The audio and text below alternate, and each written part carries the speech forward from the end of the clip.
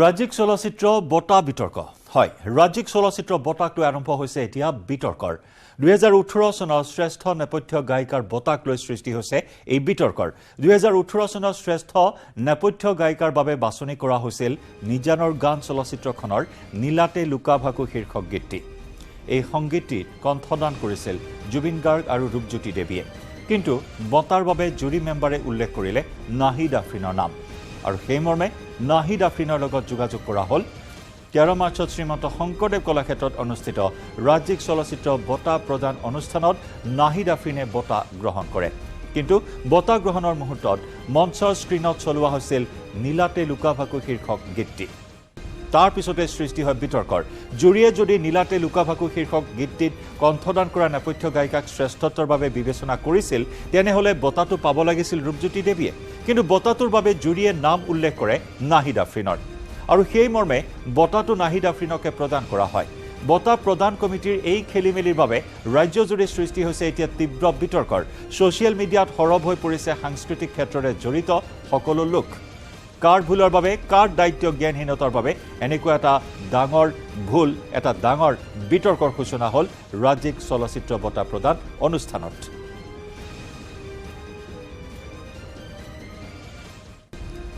13 মাৰ্চত ৰাজ্যিক চলচ্চিত্ৰ বঁটা প্ৰদান অনুষ্ঠানলৈ যোৱাৰ পিছত ৰূপজ্যোতি দেৱীয়ে ছ'চিয়েল মিডিয়াত এটা পোষ্ট দিয়ে এই পোষ্টত নীলাতে লুকা ভাকু শীৰ্ষক গীতটিৰ ইউটিউব লিংক দি নাহিদ আফ্ৰিনক বঁটাটো লাভ কৰাৰ বাবে অভিনন্দন জনায় নকলে হ'ব যে পোষ্টটো ভৰি আছিল তীব্ৰ শ্লেষ আৰু বক্তৃতিৰে পোষ্টত লগতে আপলোড কৰিছিল বঁটা প্ৰদান অনুষ্ঠানৰ ফটো আৰু প্ৰমাণপত্ৰ আৰু সেই প্ৰমাণপত্ৰত স্পষ্টভাৱে উল্লেখ আছে যে নীলাতে লুকা ভাকু শীৰ্ষক গীতটিৰ কথা গীত গাইছে কোনোবাই বঁটা প্ৰদান কৰা হ'ল আন কোনোবাক ইয়াকে লৈ অব্যাহত আছে এতিয়া ব্যাপক চৰ্চা ব্যাপক প্ৰতিক্ৰিয়া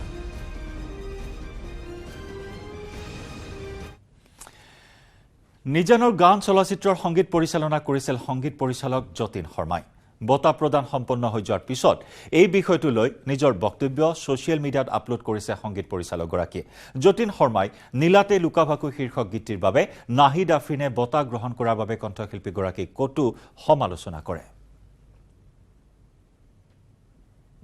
যেতিয়া নাহিদৰ এটা পোষ্ট দেখিলো নাহিদে এৱাৰ্ডটো লৈ থকা সময়ত পিছফালে জাষ্ট ডিসপ্লেখনত তেওঁ গোৱা গীতটি ডিসপ্লে হোৱা নাছিলে ডিসপ্লেখনত আছিলে আচলতে নীলাতে লুকা ভাকু গীতটিহে গতিকে ইমানখিনি জানি নাহিদে কি ভাবি বেলেগে গোৱা গীত এটিৰ এৱাৰ্ডটো একচেপ্ট কৰিলে সেইটোহে বৰ আশ্চৰ্যকৰ কথা মই ইমান ডাঙৰ এটা এৱাৰ্ড অসম চৰকাৰৰ দ্বাৰা মানে দিয়া গৈছে তেনেকুৱা এটা এৱাৰ্ডত মোৰ এখন চিনেমা সিলেক্ট হোৱাটো মোৰ কাৰণে বহুত অতি গৌৰৱৰ কথা কিন্তু হসা গীত এটিত হসা যিজন শিল্পী তেওঁ পোৱাটো মই বিচাৰো আৰু এইটো দুখ আচলতে অসম চৰকাৰৰ একদম নহয় ইয়াত এখন কমিটি বনাই দিয়া হয় মানে মূলতে আমাৰ সিলেকশ্যনৰ কাৰণে যিখন জুৰি গঠন কৰি দিয়ে তেওঁলোকৰহে দায়িত্ব আছিলে এইটো আচলতে প্ৰত্যেকটো ফাইনেল লিষ্ট এখনো তেওঁলোকে যেতিয়া হস্তাক্ষৰ কৰে তেওঁলোকে এবাৰ চাব লাগিছিল আচলতে নামটো ঠিকে গৈছে নে নাই নাহিদে যেতিয়া এনাউন্স কৰিছে তেতিয়াও আচলতে নাহিদে কথাটো ক'ব পাৰিলে এই গীতটি মই গোৱা নাই তেওঁ সৰু হৈ নগ'লে তেওঁ বহুত ডাঙৰ হৈ গ'ল এতিয়া একচেপ্ট কৰাৰ পিছত জানি শুনি একচেপ্ট কৰাৰ পিছত মোৰ ক'বলৈ কোনো ভাষা নাই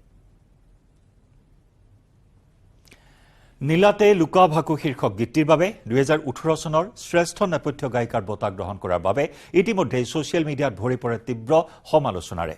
আৰু এই সমালোচনাৰ পিছত কণ্ঠশিল্পী নাহিদ আফ্ৰিনে ছ'চিয়েল মিডিয়াত নিজৰ স্পষ্টীকৰণ আগবঢ়াইছে নাহিদে স্পষ্টভাৱে উল্লেখ কৰে যে নীলাতে লুকা ভাকু গানটিৰ বাবে তেওঁক সেই বঁটাৰ বাবে বাছনি কৰাৰ কথা কোনেও কেতিয়াও কোৱা নাছিল আনকি নিমন্ত্ৰণ দিওঁতেও সেই কথা উল্লেখ কৰা নাছিল বঁটা প্ৰদান অনুষ্ঠানত নীলাতে লুকা ভাকু গীতটিত মঞ্চৰ স্ক্ৰীনত চলি থকাৰ কথাটোও হেনো মন কৰা নাছিল পিছত যেতিয়া এই কথা জানিব পাৰে তেতিয়া তেওঁ হতভম্ব হৈ পৰে নাহিদে লগতে স্পষ্ট কৰি দিয়ে যে প্ৰয়োজন হলে তেওঁ বঁটাটো উভতাই দিবলৈকো সাজু আছে আপোনালোকে ভুল ধৰিছে ঠিক আছে মই একো বেয়া পোৱা নাই মই সৰু হৈ আছো ভুল আপোনালোকে ধৰিছে যদি মই বেয়া পাবলৈ নাযাওঁ আপোনালোকক কিন্তু মই এটা কথাই ক'ম যে মোৰ ইয়াতে ভুল কোনো ধৰণৰ নাই and I am completely innocent আপোনালোকে যদি কাৰোবাক সুধিবলগীয়া আছে দেন জুৰি বৰ্ডক সোধক জুৰি মেম্বাৰ্ছসকলক সোধক যিসকলে চিলেকশ্যন কৰিছে তেওঁলোকে মোৰ নাম নমিনেট কৰি মোক চিলেক্ট কৰিছে নে তেখেতৰ নাম নমিনেট কৰি তেখেতক চিলেক্ট কৰিছে এই গানটোৰ কাৰণে সেইটো তেওঁলোকৰ পৰা ক্লাৰিফিকেশ্যন যদি আহে মই বেছি ভাল পাম আৰু ইনফেক্ট লাষ্টত যদি মই গম পাওঁ জুৰি বৰ্ডে যদি স্বীকাৰ কৰে যে নাই এই এৱাৰ্ডটো নাহিদক নিদি আমি নীলাতে লুকা ভাকুৰ গীতটিৰ যিগৰাকী কণ্ঠশিল্পী সন্মানীয় ৰূপজ্যোতি দেৱী বাইদেউ তেখেতক যদি তেওঁলোকে কয় যে দিব এৱাৰ্ডটো তেতিয়া মই হেপিলি এৱাৰ্ডটো ঘূৰাই দিবলৈও ৰেডি আছোঁ কাৰণ সেই একেটিয়া এৱাৰ্ড মই আগতেও পাই থৈছোঁ আৰু মই সেইটোক লৈ যথেষ্ট ছেটিছফাইড আৰু ইফালে ৰাজ্যিক চলচ্চিত্ৰ বঁটা বিতৰ্কৰ পিছত মন্ত্ৰী পীযুষ হাজৰিকাৰ প্ৰতিক্ৰিয়া দুয়ো পক্ষৰ ভুল বুজাবুজি হোৱাৰ বাবে এনে ঘটনা সংঘটিত হোৱা বুলি মন্তব্য মন্ত্ৰীগৰাকীৰ যদি নাহিদে গানটো গোৱা নাছিল তেন্তে বঁটাটো ল'ব নালাগিছিল বুলি মন্তব্য কৰে মন্ত্ৰী হাজৰিকাই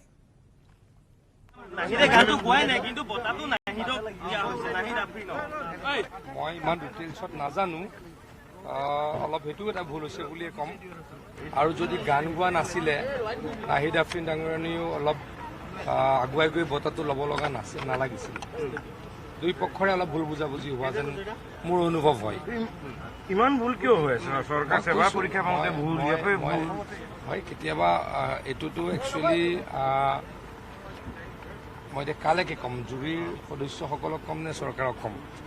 সেইটো আচলতে চৰকাৰে নকৰে বঁটাটো চৰকাৰে নিদিয়ে জুৰিসকলে কৰে জুৰিসকলো যথেষ্ট সন্মানীয় ব্যক্তি গতিকে তেখেতলোকৰ ওপৰত কোৱাৰ মোৰ মই ক'বলৈ অলপ অপাৰগ তথাপিতো কৈছোঁ ক'ৰবাত অলপ ভুল বুজাবুজি হৈছে কিন্তু যিহেতু গানটো গোৱাই নাছিল নাহিদ আফ্ৰিন ডাঙৰীয়ানীয়ে আগে ক'লে হয়তো সমস্যাটো তাতেই সমাধান হ'ল হয় ইফালে বঁটা প্ৰাপকৰ নামক লৈ বিভ্ৰান্তিৰ সৃষ্টি কৰা অসম চলচ্চিত্ৰ উন্নয়ন নিগমে প্ৰতিমা বৰুৱা পাণ্ডেৰ নামটো শুদ্ধকৈ লিখিব নোৱাৰিলে শ্ৰেষ্ঠ নেপথ্য শিল্পীৰ বঁটা প্ৰদান কৰা হয় বিশিষ্ট শিল্পী প্ৰয়াত প্ৰতিমা বৰুৱা পাণ্ডেৰ নামত কিন্তু বঁটা প্ৰাপকৰ যিখন প্ৰমাণপত্ৰ দিয়া হ'ল সেই প্ৰমাণপত্ৰত লিখা আছিল প্ৰতিমা পাণ্ডে বৰুৱা বুলিহে এটাৰ পিছত আনটো ভুল অসমৰ এগৰাকী প্ৰখ্যাত শিল্পী প্ৰতিমা বৰুৱা পাণ্ডে আৰু এই প্ৰতিমা পাণ্ডে বৰুৱাৰ নামটো ক্ষমা কৰিব প্ৰতিমা বৰুৱা পাণ্ডেৰ নামটো শুদ্ধকৈ লিখিব নোৱাৰিলে শ্ৰেষ্ঠ নেপথ্য শিল্পীৰ বঁটা প্ৰদান কৰা হয় বিশিষ্ট শিল্পী প্ৰয়াত প্ৰতিমা বৰুৱা পাণ্ডেৰ নামত কিন্তু বঁটা প্ৰাপকৰ যিখন প্ৰমাণপত্ৰ দিয়া হ'ল সেই প্ৰমাণপত্ৰখনত লিখা হ'ল প্ৰতিমা পাণ্ডে বৰুৱা বুলিহে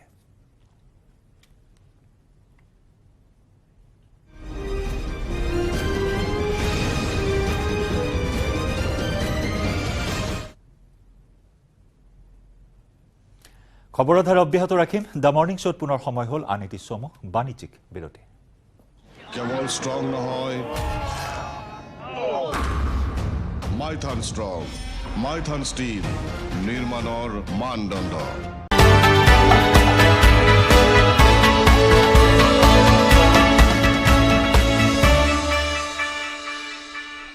ए लड़की तेरा नाम क्या है पूछने वाले पूछे तो बता तेरी पहचान क्या है तेरा नाम गूंजेगा तो उठेगा एक तूफान हिलेगी जमीन मचेगा घमासान तेरा नाम गूंजेगा जब हर गली हर मकान में फैलेंगी तेरी बातें हर नुक्कड़ हर दुकान में पीठ पे सजाए घूमेंगे तेरा नाम देखेंगे फिर गेम तेरी छोड़ के काम सब पीठ पे सजाए घूमेंगे तेरा नाम देखेंगे फिर गेम तेरी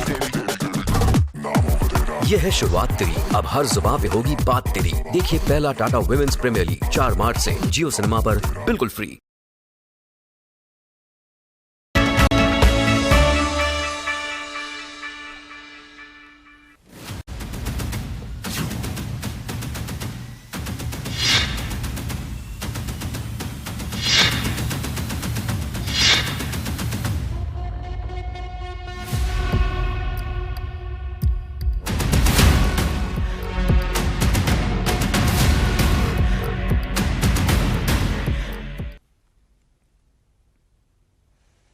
জনাঞ্চলত বন ৰজা আমি আপোনাক জনাই আহিছো যে কলিয়াবৰ চাহ বাগিচাত অব্যাহত আছে বাঘৰ আতংক খাদ্যৰ সন্ধানত বাগিচাখনৰ ভিন্ন স্থানত বিচৰণ কৰি আছে ঢেকিয়াপতীয়া বাঘে এটা দুটা নহয় প্ৰায় 9টাকৈ বাঘ মুঠৰ ওপৰত এটা পৰিয়াল ঢেকিয়াপতীয়া বাঘৰ এটা পৰিয়ালে এই স্থানত বসতি স্থাপন কৰিছে আৰু যাৰ বাবে এতিয়া অঞ্চলবাসী আতংকত সময় পাৰ কৰিবলগীয়া হৈছে মঙলবাৰে বিয়লি এটা বাঘে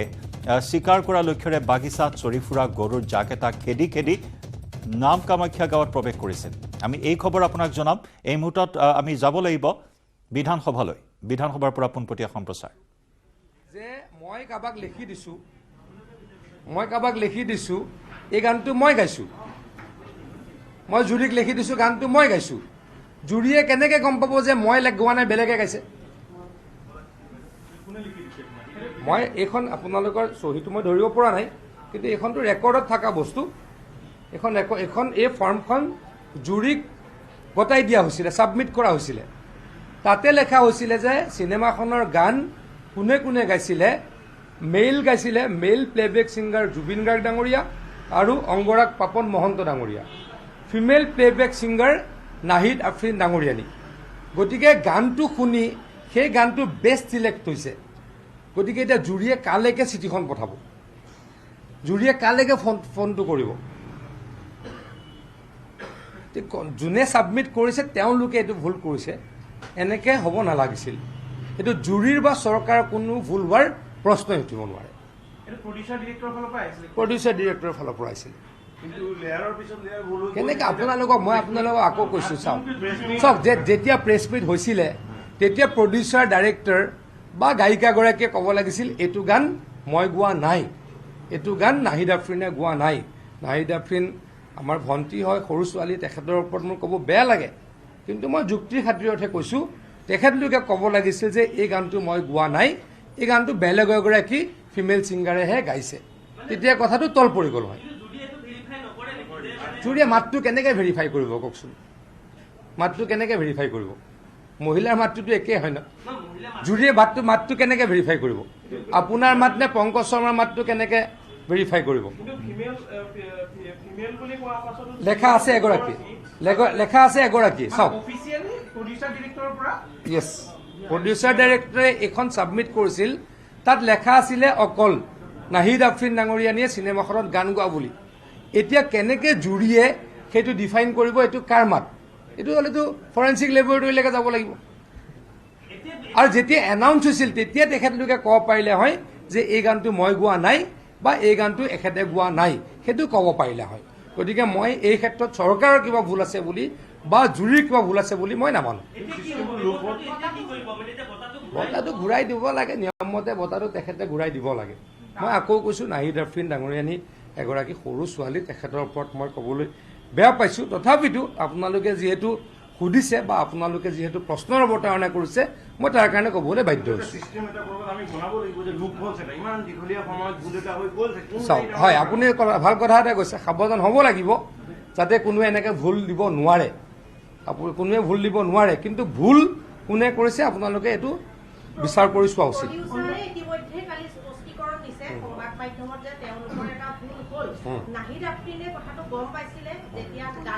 সেইটোৱে কৈ আছো মই ইমান সময় সেইটোৱে কৈ আছিলো যেতিয়া তেখেতলোকে গম পাইছিলে যে এই গানটো মই গোৱা নাই বা প্ৰডিউচাৰ ডাইৰেক্টৰে গম পাইছিলে যে এইটো নাহিদে গোৱা নাই তেতিয়া তেখেতলোকে ক্লিয়াৰিফিকেশ্যন দিব লাগিছিল এইটো আমি গোৱা নাই এইটো এখেতে গোৱা নাই এইটো গতিকে বঁটা বেলেগক দিব লাগে যোনে গাইছে এতিয়া ভুলটো কোনে কৰিছে আপোনালোকৰ বিচাৰ্যৰ বিষয় মই নাজানো মই আৰু বহুত বেছি নকওঁ কাৰণ মই কৈছোঁ নহয় সৰু ছোৱালীজনীৰ ওপৰত মই ইমানকৈ ক'বলৈ বেয়া পাওঁ কিন্তু বিচাৰ্যৰ বিষয়ে আপোনালোকৰ কাৰণে এৰি দিলোঁ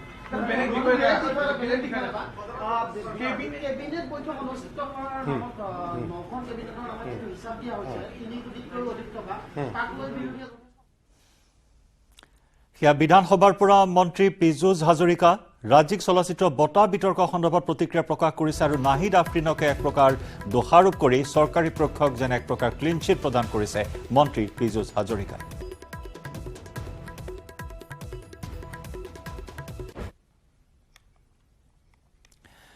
পশ্চিম কাৰ্বি আংলঙত পুনৰ ঘৰ ৱাপচি প্ৰায় 2 শতাধিক লোক উভতি আহিল নিজ ধৰ্মলৈ বিভিন্ন প্ৰলোভনেৰে সহজ সৰল লোকসকলক খ্ৰীষ্টিয়ানলৈ ধৰ্মান্তৰিত কৰিছিল এটা দুষ্ট চক্ৰই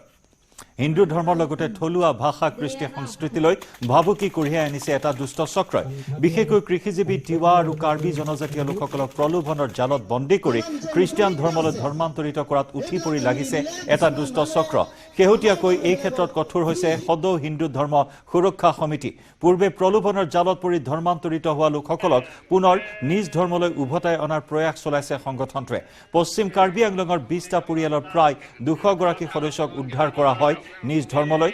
পশ্চিম কাৰ্বি আংলঙৰ আমৰি সমষ্টিৰ লেমৰা গাঁৱত আয়োজন কৰা তিৱা কাৰ্বি ধৰ্ম সংস্কৃতি সভা আৰু উদ্ধাৰ পৰ্ব অনুষ্ঠানত পৰম্পৰাগত ৰীতি নীতিৰ মাজেৰে পুনৰ উদ্ধাৰ কৰা হয় ধৰ্মান্তৰিত এইসকল লোকক আজি আমি আয়োজন কৰিছো প্ৰগ্ৰামটো অল হিন্দু পিপল ইউনাইটেড অৰ্গানাইজেশ্যন আমি যিবিলাক মানুহ খ্ৰীষ্টান ধৰ্মলৈ গৈছে আমি এইবিলাক মানুহ মানে কৰি লৈ আনিছো যিবিলাক মানে 20+ আমি ঘৰ আনিছো আৰু মেম্বাৰ হৈছে 200+। তো আমি ভাবিছো যে আমাৰ এম এণ্ড অবজেক্ট আমাৰ যি সংস্কৃতি ভাষা আমাৰ কালচাৰ ৰক্ষা কৰিব হলে আমি নিয়ম নীতি আমি জাতি হিচাপে হলে আমি জাতি চিনাকি দিব হলে আমি হিন্দু ধৰ্ম থাকিব লাগিব বিশ্ব অভিলেখৰ লক্ষ্যৰে অহা 14 এপ্ৰিলত প্ৰদৰ্শন কৰিবলগীয়া বিহু নাচৰ বাবে শিৱসাগৰতো আখৰা আৰম্ভ কৰা হৈছে শিৱসাগৰ জিলাৰ মুঠ 800 গৰাকী নাচনীয়ে অংশগ্ৰহণ কৰিব বিহু নাচ এই প্ৰদৰ্শনীত ইয়াৰ বাবে জিলা প্ৰশাসনৰ উদ্যোগত শিৱসাগৰৰ বৰ্ডিং খেলপথাৰত নাচনী বাছনি প্ৰক্ৰিয়াৰ লগতে আখৰা অব্যাহত আছে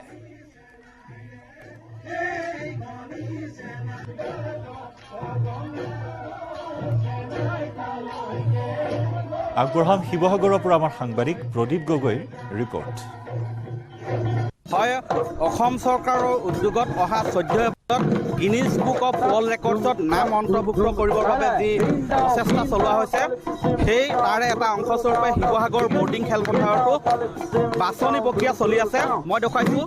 শিৱসাগৰ সমষ্টিৰ মুঠ 400 গৰাকী নিৰ্বাচিত কৰিব নাচনী আৰু তেওঁলোকক বৰ্তমান বাছনি কৰি থকা হৈছে শিৱসাগৰ জিলাৰ 800 গৰাকী আছে আৰু তাৰ ভিতৰত শিৱসাগৰ সমষ্টিৰ 350 গৰাকী সেইদৰে বাকী 3টা সমষ্টিৰ পৰা নিৰ্বাচিত কৰিব মুঠ শিৱসাগৰ জিলাৰ 800 গৰাকী নিৰ্বাচিত কৰিব এয়া দেখিছে তাৰে আখৰা চলি আছে মই দেখুৱাই আছো দেখো আকৌ এয়া ঢোলৰ সেৱে সেৱে তেওঁলোকে এয়া কঁকাল ঘূৰাই নাচিছে হয় এতিয়া আমি যিসকলে উদ্যোগ লৈছে মূল তেওঁলোকৰ পৰা জানিব বিচাৰিম কি ধৰণে আচলতে বাছনি কৰা হৈছে আচলতে আমি বিশ্ব অভিলেখৰ কাৰণে আমি শিৱসাগৰত কালিৰ পৰা বাছনি প্ৰক্ৰিয়া আমি আৰম্ভ কৰিছিলোঁ ঢুলীয়া নাচনী তালুৱা পেপুৱা আজি অন্তিম দিন আজি অন্তিম দিনত আজি আমি আপোনালোকে নাচনীসকলৰ নাচ দেখিলে আমি এনেধৰণে আমি নিৰ্বাচন কৰিছোঁ অহা 27 তাৰিখৰ পৰা 27 মাৰ্চৰ পৰা আমাৰ ইয়াত আখৰা পুনৰ আৰম্ভ হ'ব প্ৰেক্টিছ আৰম্ভ হ'ব গতিকে 27 তাৰিখৰ পৰা আমি আকৌ ইয়াতে সমবেত হ'ম সকলোৱে এইসকল নাচনী মই তেওঁলোকৰ পৰা ভাষ্য ল'ম আচলতে কেনেকুৱা পাইছে এই যি উদ্যোগ লৈছে কেনেকুৱা পাইছে এই বাছনি প্ৰক্ৰিয়াত উপস্থিত থাকি বহুত ভাল লাগিছে আৰু মই নিৰ্বাচিত হৈছোঁ সেইকাৰণে মোৰ বহুত ভাল লাগিছে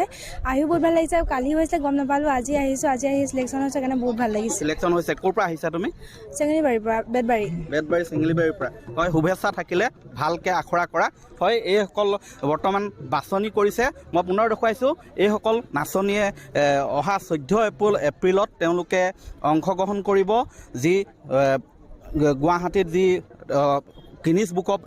ৱৰ্ল্ড ৰেকৰ্ডছৰ বাবে যি নাচ প্ৰদৰ্শন হ'ব তাত তেওঁলোকে আখৰা তেওঁলোকে প্ৰদৰ্শন কৰিব আৰু বৰ্তমান বাছনি প্ৰক্ৰিয়া শিৱসাগৰত প্ৰায় সম্পূৰ্ণ হৈছে আৰু আখৰা কৰাত তেওঁলোক ব্যস্ত হৈ পৰিছে বিশ্ব ৰেকৰ্ডৰ কাৰণে সাজু হৈছে নাচনী ঢুলীয়াসকলেও মঙলদৈতো চলিছে বিহুৰ আখৰা সৰু সজাইত একেলগে প্ৰায় 11,140 গৰাকী নাচনী ঢুলীয়া বিহু পৰিৱেশন কৰিবলৈ সাজু হৈছে দৰং জিলাৰ পৰাও 200 নাচনী আৰু ঢুলীয়াই বৰ্তমান আখৰাত ব্যস্ত হৈছে দৰং জিলা প্ৰশাসনৰ উদ্যোগত মঙলদৈ সৈনিক ভৱনৰ প্ৰাংগণত চলিছে নাচনী ঢুলীয়াসকলৰ আখৰা।